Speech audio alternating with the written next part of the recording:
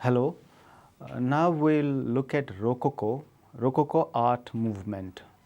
Rococo could be seen as a continuation of Baroque art. Okay, so Baroque actually moves into the ways of painting. When we look at art, the ways of painting gradually transform into something called Rococo. Then what is Rococo? Why is it not Baroque but Rococo? Because there was a sort of a shift, a remarkable shift in the methods of painting, in the kind of palette that the artist used during this time, that is in the late 17th, 18th century, early 18th century. And that also explains us the shift in the palette, where the colors have become softer and paler, more like pastel colors. Then the rich and dark colors or dark tonalities that you see in Baroque. Okay, in Baroque what we see is this stark chiaroscuro, dark and light. You know, the play of light and shadow was very prominent. So that transforms, that shifts into a more paler, more softer, more pastel-like colors, more rosy kind of colors. Okay, that shift in the color palette explains also, or induced by the shift in the taste of the people, right? So this shift could also be seen because of the monarchy, shift from monarchy to aristocracy. So we can see, the painting, the language of painting, or the methods of painting, the expression of painting, and the choices of what is being painted and how it is being painted were also linked to the shift, the political shift from the monarchy to the aristocratic political rule, right? So this characterizes the art of this period, the shift from monarchy to the aristocracy, where the aristocratic people, the people who had, who belong to this aristocratic family, who could be largely land-owning business class, they sort of were interested in collecting art, and art, in the sense the painting particularly, became objectified through the oil painting. Okay, so unlike the Renaissance, for example, where oil painting was very limited, and in the Florentine or Venetian context or the Italian context, it was largely frescoes, right? It is only later we get to see oil painting being used. So that in fact proliferates, accelerates in the context of the Rococo movement, and the collection. So the paintings could be bought and collected and resold, which is not possible with fresco. Once you paint on the wall, you cannot remove it. When it comes to oil painting, you can move, it becomes portable, and this is a very important fact when it comes to the expansion of the patronage, expansion of the market for art, because after 100 years the painting becomes more valuable. Okay, so the market played an important role. So at that point of time, the market was largely characterized by these aristocratic classes, apart from middle class merchants or lawyers or doctors and artisans. But these lower middle class and lower range classes could not afford oil painting as such. So aristocracy largely was the patrons, aristocrats were largely the patrons of art at this point of time, and the art acquired, art object, whether it is painting or sculpture, it acquired a sort of a social status. It was unlike the Baroque. What we saw in Baroque is art was reused for the religious purpose, right? To assert the Catholic belief, art objects, whether it is painting or sculpture, artists were employed to do paintings and sculptures to sort of represent Christian themes and to revive the Christian belief, right? When it comes to Rococo, it is not about Christianity. Rococo deals with the social, secular themes. More than social, they dealt with the aristocratic ambiances, aristocratic themes, right? So it is more about the luxury of the aristocratic class. So, what we see in Rococo is largely about the luxurious ambiences, luxurious activities of the aristocratic classes.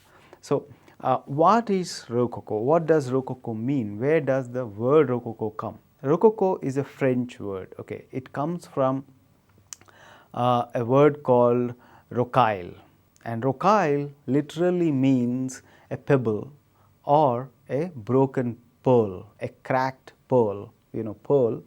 So, the shining pearl or the broken pebble. Rococo largely has begun as an interior decoration movement. It was largely employed for interior design.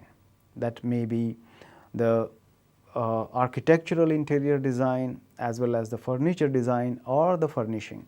So, largely Rococo merged from the interior design. Okay.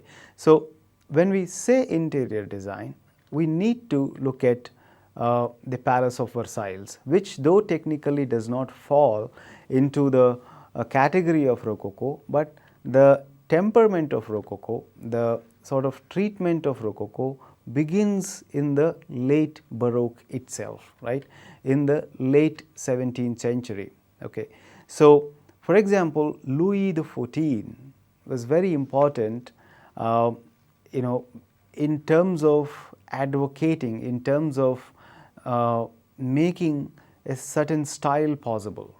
He sort of opened up French culture and sort of encouraged French culture for a certain kind of a style. Okay. So, for example, if you look at this image is of Louis XIV, who claimed himself as the sun god or the descendant of sun god. Okay. So, as a representative of sun god, and which is why that means he sort of claimed a divine relation. No, he is not just a man of the earth, but he had a relation with the divine, that is the sun here. So, if you look at this portrait, it is the exhibition of his power, right. He is standing right in the center, and he was a very short guy, but he wanted to kind of assert and control everything, not only the political system, but at the same time the culture, arts, and all the social aspects of his rule. Okay. So, if you look at this portrait where Louis XIV is standing right in the center, and you have this elaborate coronation garb, the robe, and he's looking right directly into the viewer, right, and you have this elaborate setting of the red curtain, right.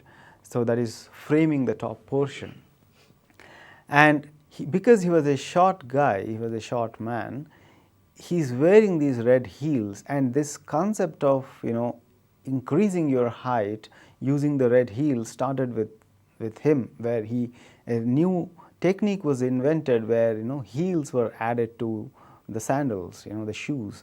So, fashion again. So, this exhibits, right, the exhibition was started in Baroque itself, to exhibit what you have, and still lifes was part of it, to exhibit what you possess, the material display, and that continues and becomes more proliferated slowly and enters into something called Rococo, right. So, this particular portrait, in its exhibition of power, in its exhibition of fashion and flamboyance, is a very good example of that particular moment, right. And if we look at the next image, the next slide is a very important building, which is called the Palace of Versailles. Basically, Versailles was a place, right. It was a place where a small hunting lodge was built. There was a small hunting lodge for the kings of Louis XIV, earlier kings, but it is Louis XIV who actually evolved it, who developed it, right. So, Palace of Versailles was started during his time, and it kind of built over several decades, because it is huge. As you can see here, it is a huge palace, and it was built away from the capital, the center from where they were ruling. So it was away from the palace, but slowly the hunting lodge, which they used to use once in a while when they went to hunt, at that at that region. Later they sort of built it and they expanded it and made it into a palace. It is a huge palace of thousands of rooms, and you have elaborate gardens, and you have all the luxuries that you have that they can afford, okay, filled with gold and precious materials. So Louis XIV dies in 1715. He dies in 1715, and he was a very powerful monarch, right? He controlled everything, not only the he was a very good strategist and politician who controlled everything, not only the political rules or political aspects, but also the culture, the arts, and the social aspects. And it is his time. During his time, there was a French Academy of Art was established. The Royal Academy of Art was established under his patronage. So he was very powerful and very influential a person at that point of time. And he dies in 1715, and his son takes over. So gradually what happens after his death is that there emerges a sort of a decline of the French monarchy, right? So, but anyway, when we look at this Palace of Versailles, it actually influenced many of the aristocrats to build such palaces. Not only aristocrats of France, but the other of the other territories, and also the monarchs and kings of the other territories started building such palaces. Okay, so Palace of Versailles became a sort of a prototype of, a culture, a culture that epitomized in Rococo. Okay, so Rococo emerges actually in these palaces. So which is why Versailles becomes very important for us to understand Rococo. Okay, Rococo art actually flourished in the interior design of these palaces and in the culture of these palaces. Okay, so we can see the kind of luxury, the kind of flamboyance, and the kind of display. For example, look at the next slide, where you see this is the Hall of Mirrors. Okay, but you look at the kind of very intricate and very there is an excess for the eye. If you look at it, it is difficult for the eye to take so much of decoration, so much of intricate ornamentation, right? So the excess of interior decor is the character of this particular time. Okay, and you have sculptures, you have all these glass chandeliers, you have paintings, mural paintings in the ceilings, and you have architectural ornamentation with gold color.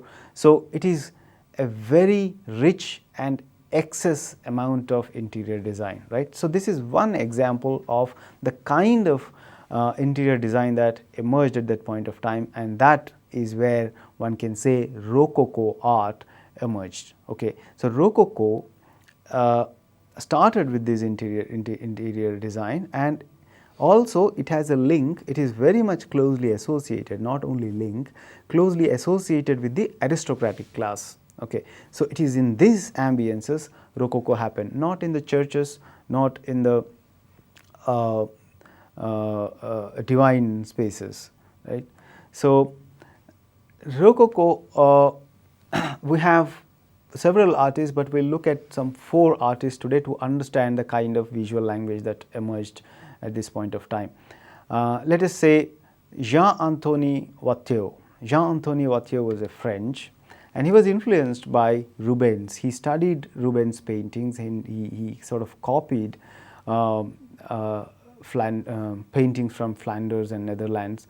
and particularly Rubens he was influenced by, and the coloration of Rubens, the Rubens, the way Rubens would color, that was very much influential for 𝗧𝗃. And this particular image that you see on the screen, it's called Party in the Open Air. So it is party, right? It has nothing to do with Christ, it has nothing to do with biblical themes, or in fact it has nothing to do with the monarchy. So it's more about by this time there's a shift that happened from monarchy to the aristocracy. So the aristocratic families and their lifestyle become more and more important and visible, and artists were employed to paint their culture, the aristocratic culture. So this is an example of that. Party in the open air, where you see right in the center almost like a stage, right? This looks like a stage where right in the center you have a man playing a string instrument, and you have a woman sitting right beside him, but he is enamoring another woman who is sitting on the floor, right? And you have on either side you have figures engaged in different activities of leisure, right?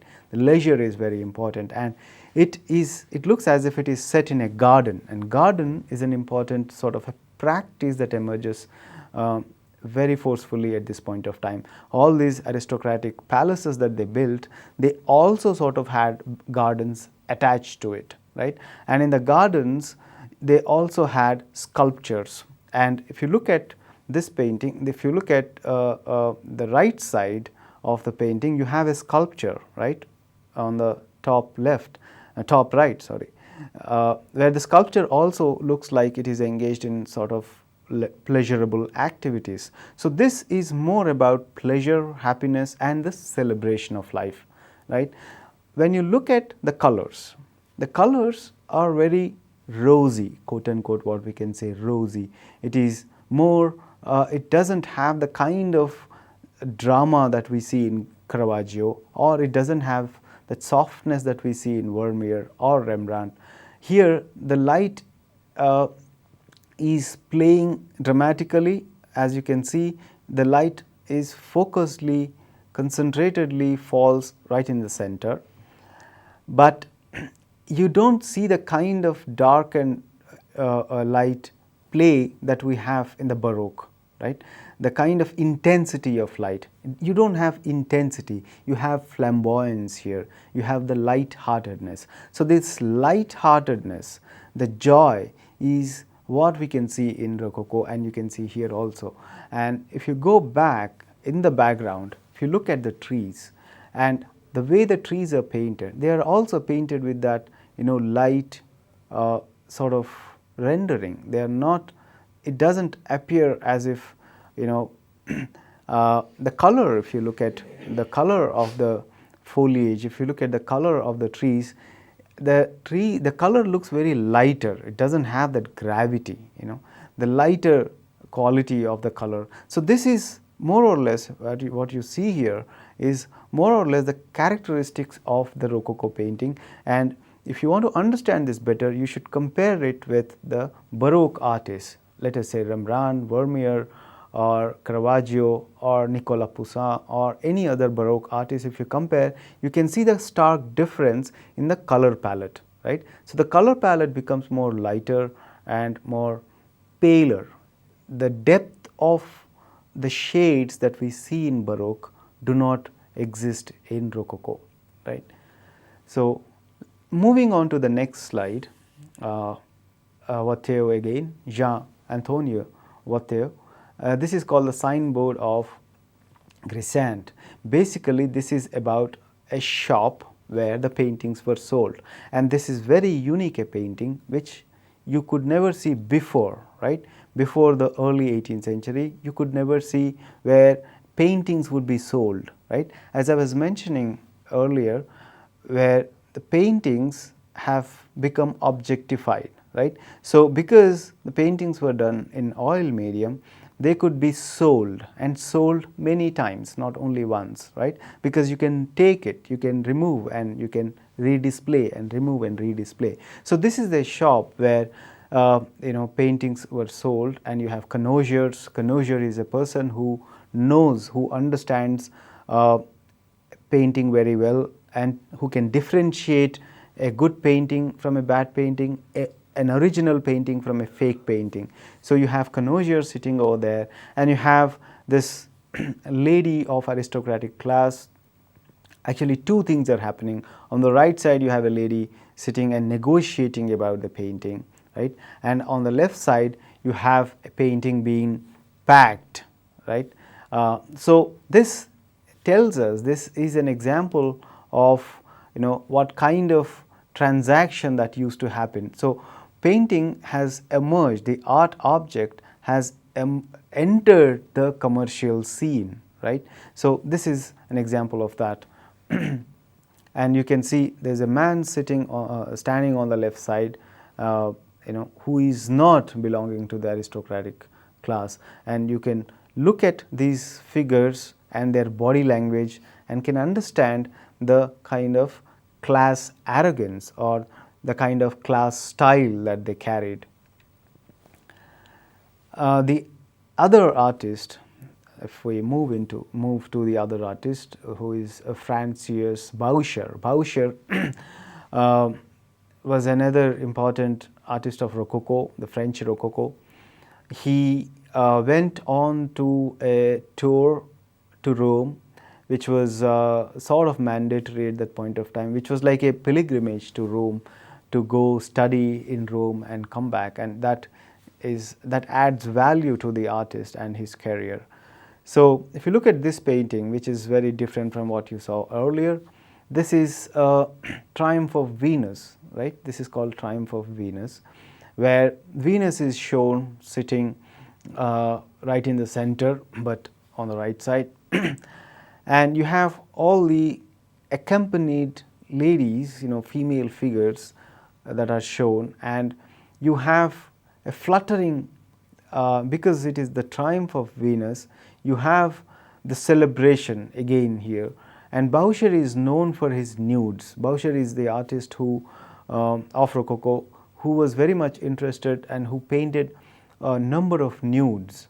Okay, and he also painted private nudes, but this is something that could be displayed because it is Venus, right? Triumph of Venus. So you have Venus sitting right there, and look at the color palette again here, right? And you have Cupids who are celebrating the triumph of Venus, and the garment that is fluttering, which is very much Baroque-ish kind of an expression. And if you look at the color treatment again is lighter, right? Unlike the Baroque, it is lighter, and the clouds look lighter. These are different than what you see in, let us say, Rubens or Raphael, or so the color the color of the clouds are more lighter, more paler, and also the foliage, the leaves of the trees on the right side also look as if they are paler, right? So this is a painting where you have number of nudes composed together, and the question is, who were seeing these nudes, right? The same question one can ask when you look at Titian's Venus, and Venus has a legacy, right? So in the Renaissance, again, the Venus, the figure of the Venus as a nude started in the Venetian Renaissance with Giorgino and then Titian, and then it continues later, and Botticelli painted earlier, but you have nude, a proper nude being painted from Giorgino onwards, and also in oil painting. So oil painting actually lends a kind of a tactile quality, a kind of a suppleness to the nudes, which a fresco cannot. Okay, so even when you look at Botticelli's Birth of Venus, you don't quite get the same kind of tactile sensations when you look at Giorgino's Venus, for example, or Titian's Venus. Okay, Venus of Botticelli, the Birth of Venus of Botticelli does not seem very sensuous. It appears elegant, it appears beautiful. But when you look at 𝗳𝗏 Venus or Titian's Venus, you see those nudes of Venus have sensuous qualities. They look sensuous than beautiful or elegant. So the same sensuous qualities could be seen in 𝗬𝗁's painting, right. So this is an example where 𝗬𝗁 employs the same kind of sensuous qualities of a nude image, right. So who were interested in looking at these paintings? It was basically the aristocratic male viewers. This is very important for us to keep in mind. So though it is Venus, but the way these figures are painted, Venus and the accompanying nudes were painted, they were painted for the voyeuristic erotic pleasures of the patron, and most often the patron was a male aristocrat, right. It was we hardly have examples of female patrons at that point of time. It was largely the aristocratic male who was patronizing the artist. So you can see here the relation, or it explains the kind of moral values, the kind of value system of the aristocratic class. Okay. So how through painting and through patronage we can understand certain social aspects is something this painting can be an example of. Okay. So these elements are also very important. These other aspects which we do not quite see directly in the painting are also very important to understand why such painting is happening during this time and why it did not happen in Baroque, for example, right. So why in Baroque it did not happen and why it is happening now is because of the shift in the larger value system, shift in the larger moral quotient, moral system, and which is why 𝗬𝗁 was very much criticized by the later artists, right. The later artists, the neoclassical artists, or the later, by the end of the 18th century, you see there was a strong criticism towards Rococo. Why? They said in Rococo we see the lack of moral strength, the moral values were degraded. So that degradation could be seen reflected in the painting also. Okay. So if we will move to the next image, this is again 𝗬𝗁, and this also tells us, this is called the toilet. This also tells us about the interest of the artist and the interest of the patron who asked this artist to paint such a painting. The toilet, which is fundamentally a private space, right. We don't generally get into someone's bedroom or generally get into someone's toilet, but here you have an artist who is painting a woman's toilet, of course, here, right. And more than what you have, if you look at the surrounding, if you look at the entire ambience, well, you have an attendant, you have a woman, and they are in dialogue. The lady is asking the attendant something, and you have a cat over there relaxing, and cat is the symbol of this, the way the cat is shown here, it shows it actually captures the mood of the leisure and the laziness of this entire environment. And what is interesting is, if you look at the screen at the back, for example, these screens were not something that you get in Europe. These screens are largely reminiscent or reminds us of the Japanese screens, right. So maybe, and there was, of course, this was the time of heights of colonialism, right. This was the time of the inflow of different objects of culture, different art objects coming from other territories to Europe, right. So apart from that, you have other small objects that you can see over the fireplace, and a screen right near the fireplace. So these objects were not actually made, manufactured in Europe, but they were brought. And who could afford to bring these objects, right? We could see that also in Baroque, but it is the same aristocratic class, it is the same affluent class. So this environment that you have in this painting explains about many other things, not only about the painting, right? Not only about the figures. And of course the figures belong to this affluent aristocratic class with the way they are sitting, with the way their garments are, and you know, the attendant, her body language is different from the lady who is sitting over there. And the colors, if you look at the face of this lady, for example, who is sitting, and if you look at her face and the way the face is rendered, the pink cheeks, this concept of pink cheeks started from Rococo onwards.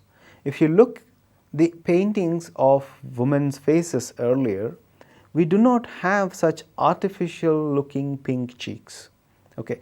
So here there is, at this point of time, there is this consciousness about how you look. So what does it mean? The fashion. At this point of time, fashion as a concept, fashion as a discourse, as a practice starts.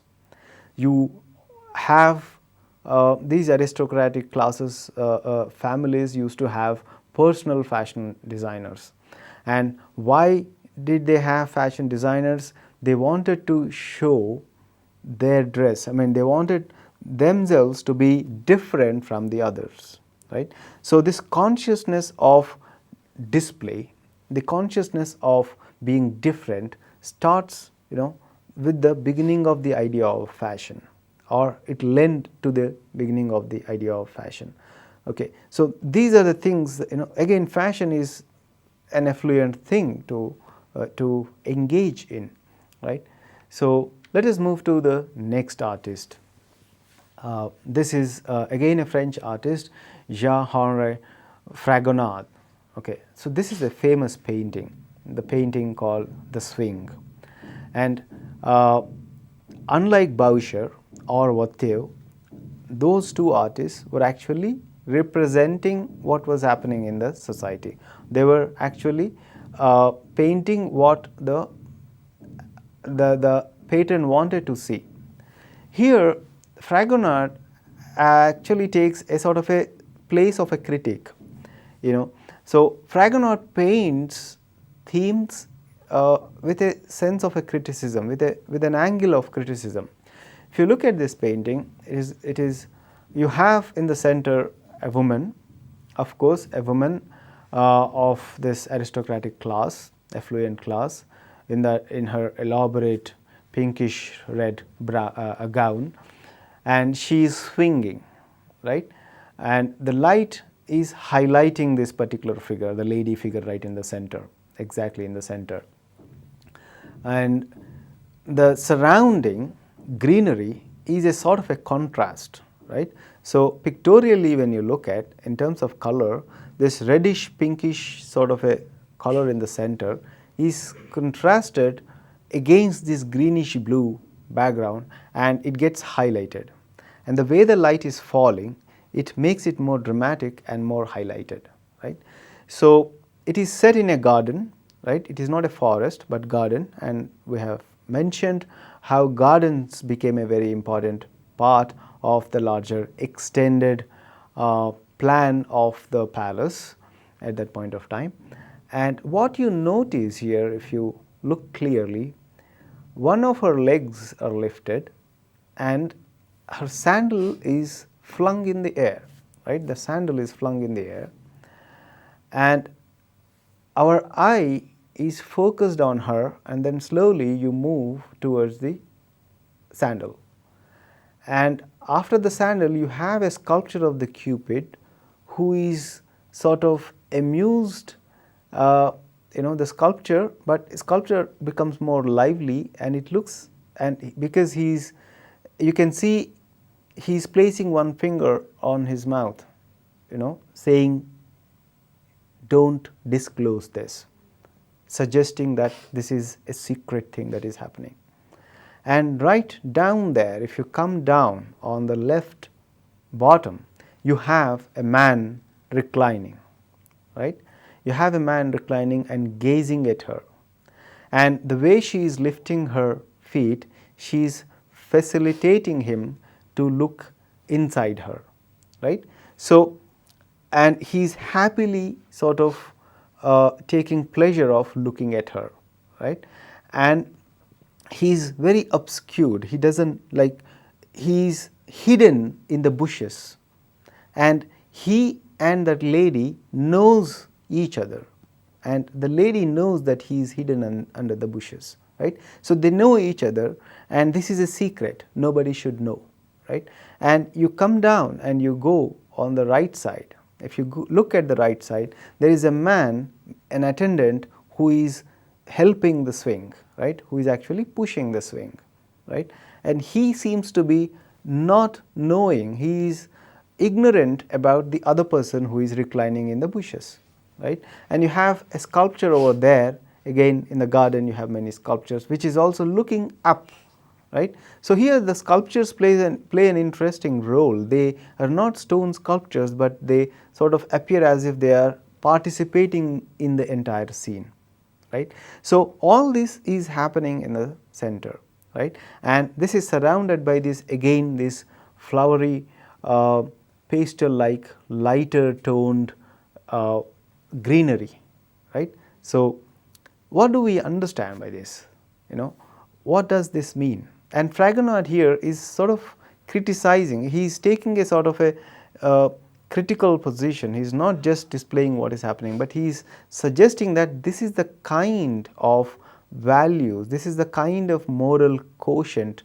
So the man that is reclining to have a better view of the lady on the bottom left, it is that kind of class, it is that kind of moral. So he is fallen to that level of his morality, of his value system, and that is the class which represented the ruling class, right? So it is basically a comment on the society. It is a social commentary by Fragonard about this particular class, right? And this is one painting, and he painted several such paintings, and particularly about this, you know, the conspiracy, or not conspiracy, but this sort of a secret meeting of lovers, okay? And love as a forbidden thing. Of course, love was not allowed. I mean, the meeting of two young people of two different genders were not allowed in that particular value system. This shows, how can we understand? We can understand by looking at these paintings, because these lovers were scared. They were meeting, you know, secretly, because it was forbidden, right? So this also explains the social character at that point of time. And this painting that you see on the screen after the swing, it is called The Meeting.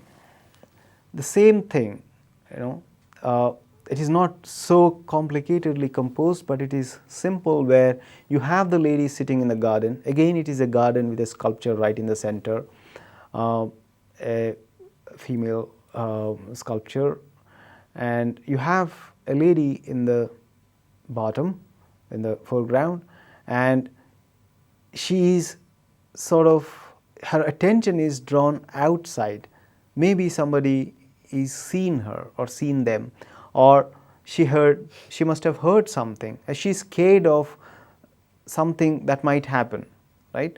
And you have her lover coming, you know, by jumping the wall, right? So he's also arrested by this thing. They must have been caught, they must have been seen by someone, or they must have heard something. So this moment of fear, this moment of scaredness, you know, so this is captured in this.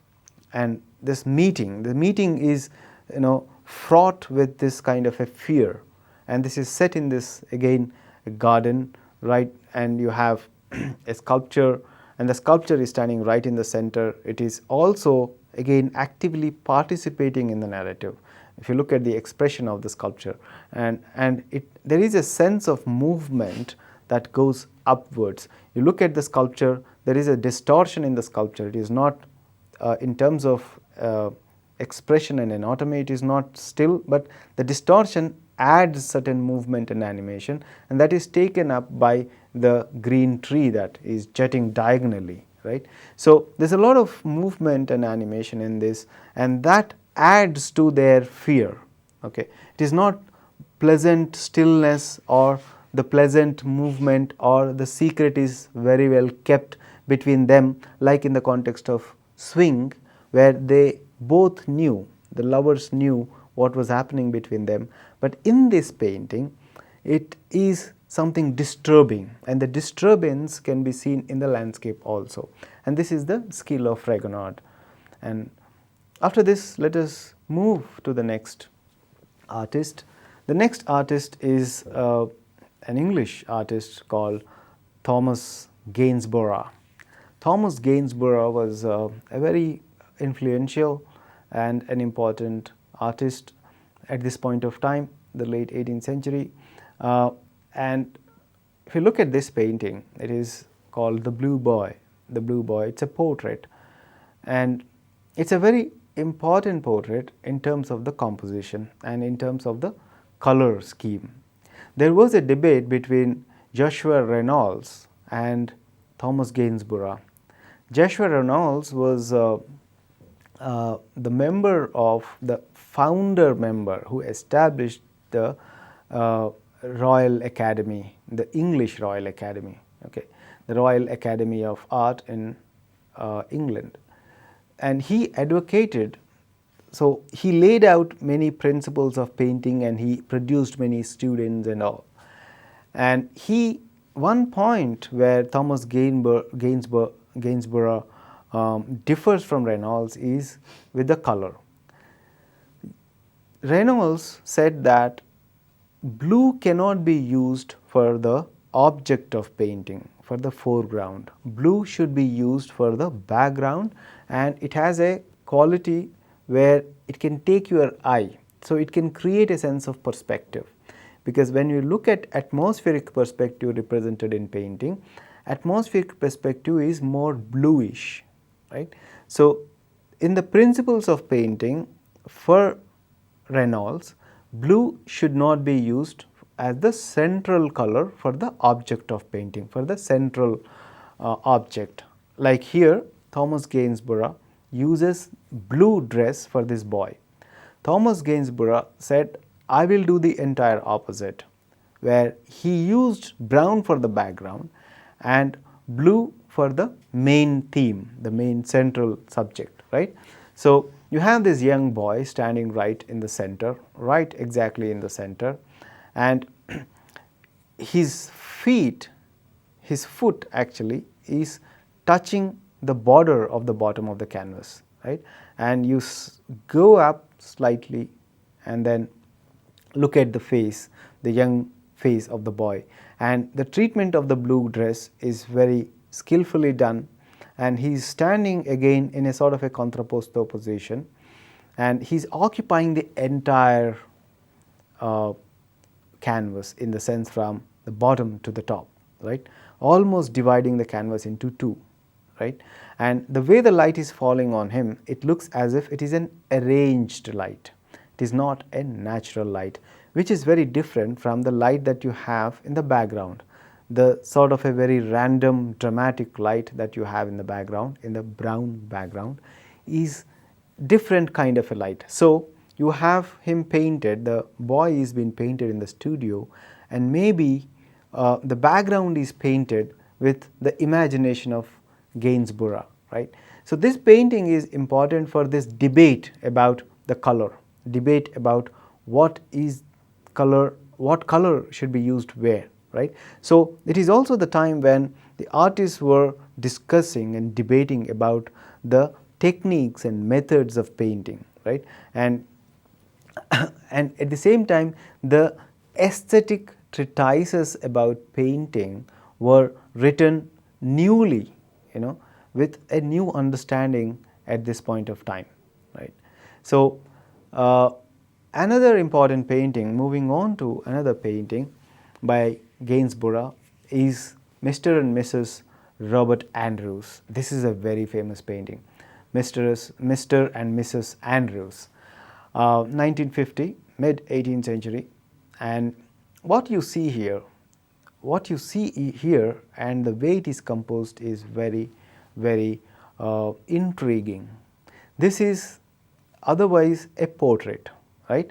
A portrait of Andrews, Mr. and Mrs. Andrews, right?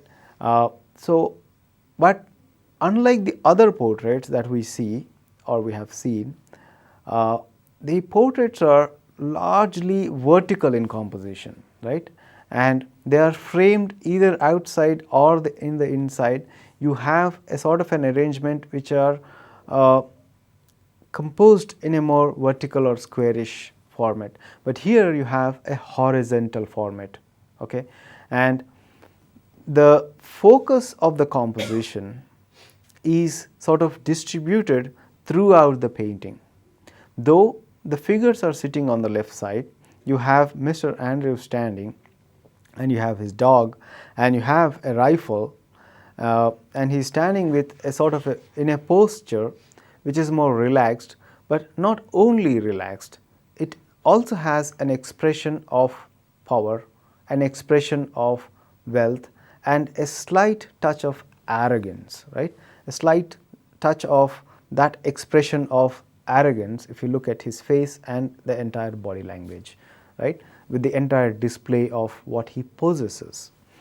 And Lady Andrews, Mrs. Andrews, is seated on the bench and in the elaborate blue gown, and she is also looking at you. So both of them are looking at you, I mean you in the sense the viewer outside the canvas, and look at her expression, okay? Her expression is not either inviting or rejecting. Her expression is very guarded. Her expression is very doubtful, right? It appears as if she is doubting. She is not allowing the viewer to have a dialogue with her, right? She is not allowing the viewer to enter into the ambience, right? So she is also having this sense of arrogance in her posture, the way she is sitting, and in her facial expression, and also in the gaze that she has, right? So this shows about their mentality, about them as people, their character, right?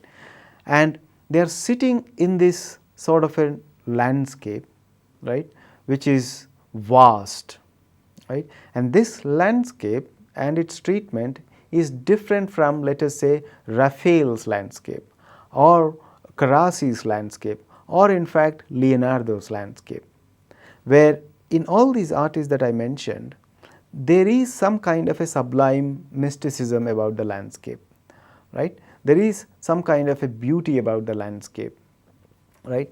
So, but if you look at this landscape, it is not about the landscape as such, but it is about the land and the farmland. You can see the land is not barren, but you have the crops, and you have the entire land filled with these green crops, which is not about the landscape that we see, it is about the land that is possessed by Mr. and Mrs. Andrews, right? So which is why the treatment of landscape is different here. It is not painted like a sort of a idealized landscape like Carrassi or the earlier artists who idealized landscape just for the sake of seeing the beauty of nature. It is not about the beauty of nature, but it is about the land and the property or the wealth that is possessed by these two figures, the couple, right? So it is this, the painting is about this entire, class expression, right? So even the treatment of landscape is different, right? So this tells us, coming from the mid 18th century, this explains us about the kind of social values, the kind of people, their mentality, and the kind of guardedness that they had. Apart from the guardedness, or along with the guardedness, you also have the expression, the display, you guard it, you show it, but at the same time you say that it is mine, you can't enter, right? So you display it, but you also guard it. So this kind of a possessiveness of wealth is the expression of this particular time period, and this is in England. And finally, let us move to, though at the same period, let us move to America, Northern America. So 18th century is a time when American colonialism, the colonialism was its peak, and you have this particular painting by Benjamin West, The Death of General Wolfe. And this also sort of, though it is in America, it also sort of expresses a shift from the Rococo, right? What we have seen in Rococo with 4 artists, we have seen a certain class expression. All the paintings displayed a certain class psychology and a moral degradation, right? And this particular painting by Benjamin West, who it is about the death of General Wolfe, and this is actually a historical moment. It is a historical painting where Wolfe was shot dead during the war in America, right? So this painting where Wolfe is shown is equated to Christ. How is it happening?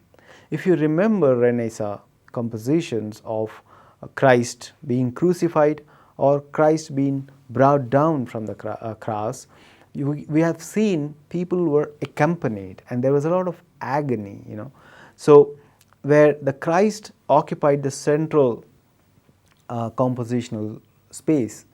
Similarly here, the General Wolfe occupied the central position, right? Right in the center you have the figure of General Wolfe, and the way his body is placed, the way his figure is placed, it is very much similar to the compositions in which the Christ is placed, right? So his figure resembles the gesture, the posture of Christ in the themes of crucifixion or in the themes of entombment and other Christian compositions. And you have these people, the figures attending him, they are bending towards him and he is assuming the center of the focus, right? So this is very much similar, and you have on the left side, the people are coming and witnessing this. There is this, the people witnessing this particular death, which is very much similar to the crucifixion where people witness Christ being dying, right? So this historical moment is sort of composed in such a way that it gets this value, this validity, this currency, the kind of equation with the divine, right? And another interesting feature here is this red Indian figure who is sitting and who is not standing, who is sitting at a distance, and who by sitting and by looking at him, by looking at General Wolfe, he's actually lending his consensus, he's participating, he's submitting himself, right? So this entire composition is so dramatic, but it is not like a Rococo painting. It is more something, it anticipates something called neoclassicism, right? Neoclassicism we can see coming after Rococo. Neoclassicism is a style which deals with history painting, right? Which brought back the order and classicism of painting. It criticized Rococo for its degraded moral values and its lighter palette, the pale palette, and the subject matter, right? And because it talked, what we saw in a Rococo painting is more about this trivial, simple pleasures and luxuries of life, and the moral falses or moral degradation. neoclassicism tries to reassert the moral values, right? And that could be another discussion altogether, but this in a way sort of can be seen or can be called as a neoclassical painting, and we can see this particular image is very different from what we have seen in the Rococo, in the earlier paintings, right? So this explains us about the shift that is happening, and we have seen Rococo, how it transformed from Baroque into Rococo, and what is the class structure, the taste of people, particularly the aristocrats. And it is in the late 18th century people come together and revolt against the Palace of Versailles, the great Palace of Versailles. And that happens because the aristocratic class, the rulers, abandoned and they did not care about the people, and the people revolted against that class. So here we talked about Rococo, and that Rococo art and its time period, its time in which it happened, and the kind of taste of the people, and what that led to is the first French Revolution. Okay, so all that luxury and all that celebration of life of the aristocratic class, which actually abandoned and disconnected from the people, and the people were dying without food and all, they revolted, and that was called the first French Revolution. Okay, so that can be another discussion. Thank you.